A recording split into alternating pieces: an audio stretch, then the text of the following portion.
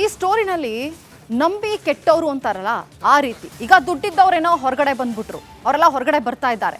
ಆದರೆ ಆತನನ್ನ ನಂಬಿ ಇವತ್ತಿಗೂ ಕೂಡ ಜೈಲಲ್ಲೇ ಕಾಲ ಕಳೀತಾ ಇದ್ದಾರಲ್ಲ, ಅವ್ರ ಗತಿ ಏನು ಅನ್ನುವಂತಹ ಪ್ರಶ್ನೆ ಈಗ ಸದ್ಯಕ್ಕೆ ಎದುರಾಗ್ತಾ ಇದೆ.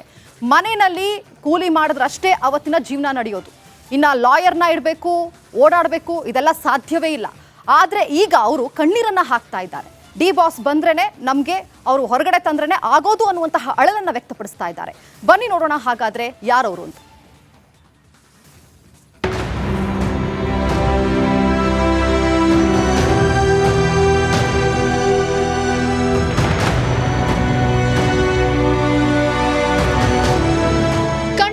ದರ್ಶನ್ ನಂಬಿ ಕಂಬಿ ಸೇರಿದ ಕುಟುಂಬಸ್ಥರ ಕಣ್ಣೀರು, ನರಳಾಟ, ಗೋಳಾಟ. ಕೂಲಿ ನಾಲಿ ಮಾಡಿ ಜೀವನ ನಡೆಸುವ ಈ ತಾಯಂದಿರು ಬೇರೆ ಯಾರೂ ಅಲ್ಲ. ನಟ ದರ್ಶನ್ ಜೊತೆ ರೇಣುಕಾಸ್ವಾಮಿ ಕೊಲೆ ಕೇಸಲ್ಲಿ ಜೈಲು ಸೇರಿರುವ ಎ5 ನಂದೀಶ್ ಅಕ್ಕ ನಂದಿನಿ, ತಾಯಿ ಭಾಗ್ಯಮ್ಮ.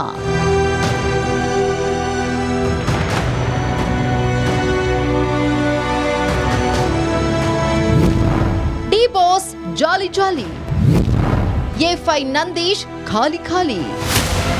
ಈ ತಾಯಂದಿರ ಕರುಣಾಜನಕ ಕತೆ ಹೇಳ್ತೀವಿ. ಆದ್ರೆ ಅದಕ್ಕೂ ಮುನ್ನ ದರ್ಶನ್ ನಂಬಿ ಜೈಲು ಸೇರಿದ ನಂದೀಶ್ ಮಾಡಿದ ಮಣ್ಣು ತಿನ್ನೋ ಕೆಲಸವನ್ನೊಮ್ಮೆ ನೆನಪಿಸ್ತೀವಿ ನೋಡಿ. ಎ5 ನಂದೀಶ್ ಮಂಡ್ಯದ ಚಾಮಲಾಪುರದವನು. ದರ್ಶನ್ ಕಟ್ಟ ಅಭಿಮಾನಿಯಾಗಿದ್ದ ನಂದೀಶ್ ರೇಣುಕಾ ಮೇಲೆ ಹಲ್ಲೆ ಮಾಡುವಾಗ ಶೆಡ್ನಲ್ಲಿದ್ದ. ಎಲ್ಲರ ಜೊತೆ ಸೇರಿ ರೇಣುಕಾಗೆ ಥಳಿಸಿದ್ದ ನಂದೀಶ್. ನನ್ನ ಮಗನಿಗೆ ದರ್ಶನ್ ಬೇಲ್ ಕೊಡಿಸಬೇಕು, ಬಾಸ್ ಮೇಲೆ ನಂಬಿಕೆ ಇಟ್ಟ ನಂದೀಶ್ ತಾಯಿ. ರೇಣುಕಾಸ್ವಾಮಿ ಕೊಲೆ ಕೇಸ್ನಲ್ಲಿ ದರ್ಶನ್ಗೇನೋ ಬೇಲ್ ಸಿಕ್ಕಿದೆ. ಆದರೆ ದರ್ಶನ್ ಅನ್ನ ನಂಬಿಕೊಂಡು ಹೋಗಿದ್ದ ನಂದೀಶ್ಗೆ ಇನ್ನೂ ಕೂಡ ಬೇಲ್ ಸಿಕ್ಕಿಲ್ಲ. ತನ್ನ ಮಗನಿಗೆ ದರ್ಶನ್ನೇ ಬೇಲ್ ಕೊಡಿಸಬೇಕು ಅಂತ ಭಾಗ್ಯಮ್ಮ ಅಳಲು ತೋಡಿಕೊಂಡಿದ್ದಾರೆ. ಅವ್ರು ನಮಗೆ ಗೊತ್ತೂ ಇಲ್ಲ, ನಮ್ಗೇನು ಯಾವ ಇದನ್ನು ಮಾಡಿಲ್ಲ. ಒಟ್ಟಿನಲ್ಲಿ ಅವ್ರ ಮೇಲೆ ನಾವು ನಂಬಿಕೆ ಇಟ್ಕೊಂಡು ಈಗ ಬಂದವ್ರಲ್ವಾ, ಅವ್ರ ಮೇಲೆ ನಂಬಿಕೆ ಅಷ್ಟು ಬಿಟ್ರೆ ನಾನು ಇನ್ನೇನು ಹೇಳಲ್ಲ. ಅವರೇ ಮಾಡ್ಲಿ ಬಿಡ್ರಿ, ಅವರೇ ಮಾಡ್ತಾರೆ ಅಂತ ನಂಬಿಕೆ ನಮ್ಗೆ. ಈಗ ಅವ್ರು ಬರ್ಲಿ ಅಂತ ಕಾಯ್ತಾ ಇದ್ವಲ್ವಾ, ಅವ್ರು ಬಂದವ್ರು ಈಗ ಅವರೇ ಮಾಡ್ತಾರೆ ಅಂತ ನಮ್ಮ ಯಾವ ಲಾಯರ್ನು ಕಟ್ಟಿಲ್ಲ, ಏನು ಕಟ್ಟಿಲ್ಲ. ಅಷ್ಟೇ ಅಲ್ಲ, ಡಿ ಗ್ಯಾಂಗ್ ಸಹವಾಸ ಮಾಡಿ ಜೈಲು ಸೇರಿರುವ ನಂದೀಶ್ ಕುಟುಂಬಸ್ಥರು ಕಣ್ಣೀರಲ್ಲಿ ಕೈ ತೊಳೆಯುತ್ತಿದ್ದಾರೆ. ಮನೆಯಲ್ಲಿ ತುತ್ತು ಅನ್ನಕ್ಕೂ ಕಿತ್ತು ತಿನ್ನುವ ಬಡತನ ಇದೆ. ಜೈಲಿನಲ್ಲಿರುವ ನನ್ನ ತಮ್ಮನನ್ನ ನೋಡ್ಕೊಂಡು ಬರೋಕು ದುಡ್ಡಿಲ್ಲ ಅಂತ ನಂದೀಶ್ ಅಕ್ಕ ಕಣ್ಣೀರು ಹಾಕಿದ್ದಾರೆ.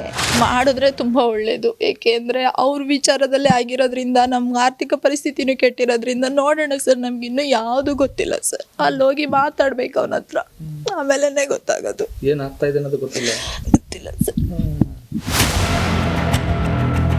ರೇಣುಕಾಸ್ವಾಮಿ ಕೊಲೆ ಕೇಸ್ನಲ್ಲಿ ದರ್ಶನ್ ಪವಿತ್ರ ಗೌಡ ಆಚೆ ಬಂದಾಗಿದೆ. ಆದ್ರೆ ಇನ್ನುಳಿದ ಆರೋಪಿಗಳು ಇನ್ನೂ ಬಂದಿಲ್ಲ. ಇನ್ನಾದ್ರೂ ದರ್ಶನ್ ಇವರ ಸಹಾಯಕ್ಕೆ ಬರ್ತಾರಾ? ಕಾದ್ ನೋಡ್ಬೇಕು.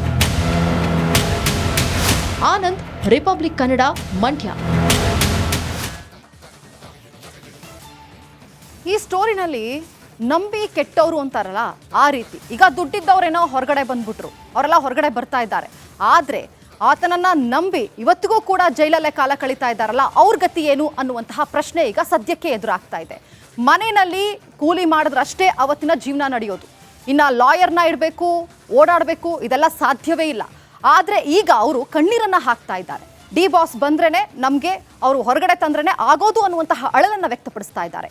ಬನ್ನಿ ನೋಡೋಣ ಹಾಗಾದ್ರೆ ಯಾರವರು ಅಂತ.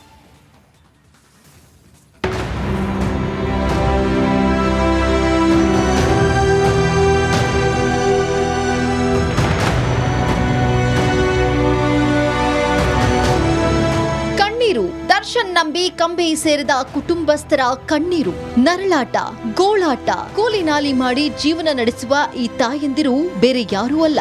ನಟ ದರ್ಶನ್ ಜೊತೆ ರೇಣುಕಾಸ್ವಾಮಿ ಕೊಲೆ ಕೇಸಲ್ಲಿ ಜೈಲು ಸೇರಿರುವ ಎ5 ನಂದೀಶ್ ಅಕ್ಕ ನಂದಿನಿ, ತಾಯಿ ಭಾಗ್ಯಮ್ಮ.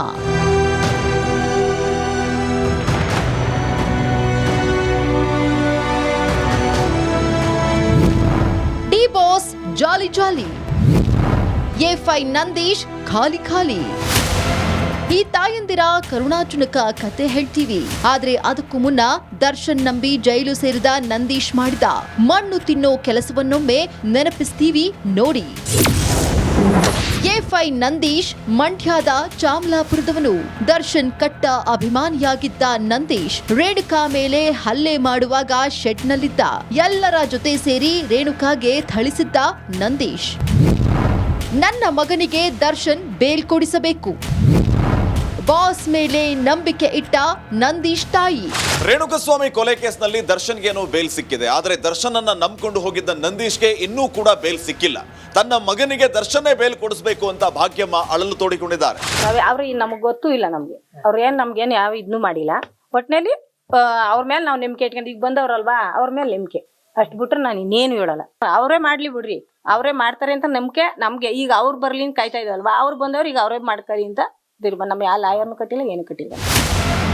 ಅಷ್ಟೇ ಅಲ್ಲ, ಡಿ ಗ್ಯಾಂಗ್ ಸಹವಾಸ ಮಾಡಿ ಜೈಲು ಸೇರಿರುವ ನಂದೀಶ್ ಕುಟುಂಬಸ್ಥರು ಕಣ್ಣೀರಲ್ಲಿ ಕೈ ತೊಳೆಯುತ್ತಿದ್ದಾರೆ. ಮನೆಯಲ್ಲಿ ತುತ್ತು ಅನ್ನಕ್ಕೂ ಕಿತ್ತು ತಿನ್ನುವ ಬಡತನ ಇದೆ. ಜೈಲಿನಲ್ಲಿರುವ ನನ್ನ ತಮ್ಮನನ್ನ ನೋಡ್ಕೊಂಡು ಬರೋಕು ದುಡ್ಡಿಲ್ಲ ಅಂತ ನಂದೀಶ್ ಅಕ್ಕ ಕಣ್ಣೀರು ಹಾಕಿದ್ದಾರೆ. ಮಾಡಿದ್ರೆ ತುಂಬಾ ಒಳ್ಳೇದು, ಏಕೆಂದ್ರೆ ಅವ್ರ ವಿಚಾರದಲ್ಲೇ ಆಗಿರೋದ್ರಿಂದ ನಮ್ಗೆ ಆರ್ಥಿಕ ಪರಿಸ್ಥಿತಿನೂ ಕೆಟ್ಟಿರೋದ್ರಿಂದ ನೋಡೋಣ ಸರ್, ನಮ್ಗೆ ಇನ್ನೂ ಯಾವ್ದು ಗೊತ್ತಿಲ್ಲ ಸರ್. ಅಲ್ಲಿ ಹೋಗಿ ಮಾತಾಡ್ಬೇಕು ಅವನ ಹತ್ರ, ಆಮೇಲೆ ಗೊತ್ತಾಗೋದು ಏನಾಗ್ತಾ ಇದೆ ಅನ್ನೋದು ಗೊತ್ತಿಲ್ಲ ಸರ್. ರೇಣುಕಸ್ವಾಮಿ ಕೊಲೆ ಕೇಸ್ನಲ್ಲಿ ದರ್ಶನ್ ಪವಿತ್ರ ಗೌಡ ಆಚೆ ಬಂದಾಗಿದೆ. ಆದ್ರೆ ಇನ್ನುಳಿದ ಆರೋಪಿಗಳು ಇನ್ನೂ ಬಂದಿಲ್ಲ. ಇನ್ನಾದ್ರೂ ದರ್ಶನ್ ಇವರ ಸಹಾಯಕ್ಕೆ ಬರ್ತಾರಾ? ಕಾದ್ ನೋಡ್ಬೇಕು. ಆನಂದ್, ರಿಪಬ್ಲಿಕ್ ಕನ್ನಡ, ಮಂಡ್ಯ. ಪ್ರಾರ್ಥನೆ ಫಲಿಸಿದೆ. ಪತ್ನಿ ವಿಜಯಲಕ್ಷ್ಮಿ ಮಾಡಿದ ಪೂಜೆ ಕೈ ಹಿಡಿದಿದೆ. ಡಿವಾಸ್ ಚಾಲೆಂಜಿಂಗ್ ಸ್ಟಾರ್ ದರ್ಶನ್ಗೆ ಕೊನೆಗೂ ರೆಗ್ಯುಲರ್ ಬೇಲ್ ಸಿಕ್ಕಿದೆ. ರೇಣುಕಸ್ವಾಮಿ ಕೊಲೆ ಕೇಸ್ನಲ್ಲಿ ಡಿ ಗ್ಯಾಂಗ್ನ 12 ಜನರಿಗೆ ಜಾಮೀನು ಸಿಕ್ಕಿದೆ. ಜಾಮೀನಿಗಾಗಿ ಸರ್ಜರಿ ಸ್ಟೋರಿ ಕಟ್ಟಿದ್ರ ದಾಸ. ಬೇಲ್ಗಾಗಿ ಡಿ ಗ್ಯಾಂಗ್ ಆರೋಪಿಗಳು ಸರ್ಜರಿಯ ಕಥೆ ಕಟ್ಟಿದ್ರ ಅನ್ನುವಂತಹ ಪ್ರಶ್ನೆ ಮೂಡ್ತಾ ಇದೆ. ಜಾಮೀನಿಗಾಗಿ ದರ್ಶನ್ ಸರ್ಜರಿ ಅನ್ನುವಂತಹ ವಿಚಾರವನ್ನ ಹೇಳಿ ಕೋರ್ಟ್ಗೆ ಮೋಸ ಮಾಡಿದ್ರ ಅನ್ನುವಂತಹ ಪ್ರಶ್ನೆ ಮೂಡ್ತಾ ಇದೆ. ನಾಟಕ ದರ್ಶನ ಕೊಲೆ ಕೇಸ್ನಲ್ಲಿ ದರ್ಶನ್ ಜೈಲು ಪಾಲಾಗ್ತಾ ಇದ್ದಂತೆ ಬೆನ್ನು ನೋವಿನಿಂದ ಬಳಲೋಕೆ ಶುರು ಮಾಡಿದ್ರು. ಅದರಲ್ಲೂ ಬಳ್ಳಾರಿ ಜೈಲ್ಗೆ ಶಿಫ್ಟ್ ಆದ ಬಳಿಕವಂತೂ ದರ್ಶನ್ಗೆ ಬೆನ್ನು ನೋವು ಬಿಟ್ಟು ಬಿಡದೆ ಕಾಡೋಕೆ ಶುರು ಮಾಡಿತ್ತು. ಇದೇ ಕಾರಣ ನೀಡಿ ದರ್ಶನ್ 6 ವಾರಗಳ ಮಧ್ಯಂತರ ಜಾಮೀನು ಪಡೆದ್ರು. ಆಪರೇಷನ್ಗಾಗಿ ಬೆಂಗಳೂರಿನ ಬಿಜಿಎಸ್ ಆಸ್ಪತ್ರೆಗೆ ದಾಖಲಾದ್ರು. ಆದರೆ ಚಾಲೆಂಜಿಂಗ್ ಸ್ಟಾರ್ಗೆ ಮಧ್ಯಂತರ ಜಾಮೀನಿನ ಅವಧಿ ಮುಗಿದ್ರು, ಆಪರೇಷನ್ ಮಾತ್ರ ಆಗ್ಲಿಲ್ಲ. ಈ ಬೆನ್ನಲ್ಲೇ ದರ್ಶನ್ಗೆ ರೆಗ್ಯುಲರ್ ಬೇಲ್ ಸಿಕ್ಕಿದ್ದು ಡಿ-ಬಾಸ್ ಡಿಸ್ಚಾರ್ಜ್ ಆಗ್ತಿದ್ದಾರೆ ಅನ್ನೋ ಮಾತು ಕೇಳಿ ಬಂದಿದೆ. ದರ್ಶನ್ಗೆ ಸರ್ಜರಿ ಬೇಕಿಲ್ವಾ? ಥೆರಪಿ ಸಾಕ? ಕೊಲೆ ಆರೋಪಿ ದರ್ಶನ್ ರೆಗ್ಯುಲರ್ ಜಾಮೀನು ಸಿಗೋವರೆಗೂ ಆಪರೇಷನ್ ಆಗುತ್ತೆ ಅನ್ನೋ ಮಾತಿತ್ತು. ಇದೀಗ ರೆಗ್ಯುಲರ್ ಬೇಲ್ ಸಿಗುತ್ತಲೇ ಆಪರೇಷನ್ ಬೇಕಿಲ್ಲ, ಫಿಸಿಯೋಥೆರಪಿ ಸಾಕು ಎನ್ನಲಾಗ್ತಾ ಇದೆ. ಮಾತ್ರೆಯಿಂದಲೇ ಗುಣವಾಗ್ತಾರೆ ಅಂತ ದರ್ಶನ್ ಆಪ್ತ ವಲಯದಿಂದ ಮಾಹಿತಿ ಬರ್ತಾ ಇದೆ. ಈ ಮಧ್ಯೆ ಸೋಮವಾರ ಆಸ್ಪತ್ರೆಯಿಂದ ರಿಲೀಸ್ ಆಗ್ತಾರೆ ಎನ್ನಲಾಗ್ತಾ ಇದೆ. ಇವನ್ನೆಲ್ಲ ನೋಡ್ತಾ ಇದ್ರೆ ಕೇವಲ ಜಾಮೀನಿಗಾಗಿ ದರ್ಶನ್ ಈ ರೀತಿಯ ನಾಟಕವಾಡಿದ್ರ ಅನ್ನುವಂತಹ ಪ್ರಶ್ನೆ ಈಗ ಕಾಡ್ತಾ ಇದೆ. ಇದರ ಜೊತೆಗೆ ಜೈಲು ವಾಸದಿಂದ ಮುಕ್ತಿಯನ್ನ ಪಡೆಯೋದಕ್ಕೆ ಈ ರೀತಿಯ ಕತೆ ಕಟ್ಟಿದ್ರ ದರ್ಶನ್ ಅನ್ನುವಂತಹ ಅನುಮಾನ ಕಾಡ್ತಾ ಇದೆ. Bureau report, republic Kannada.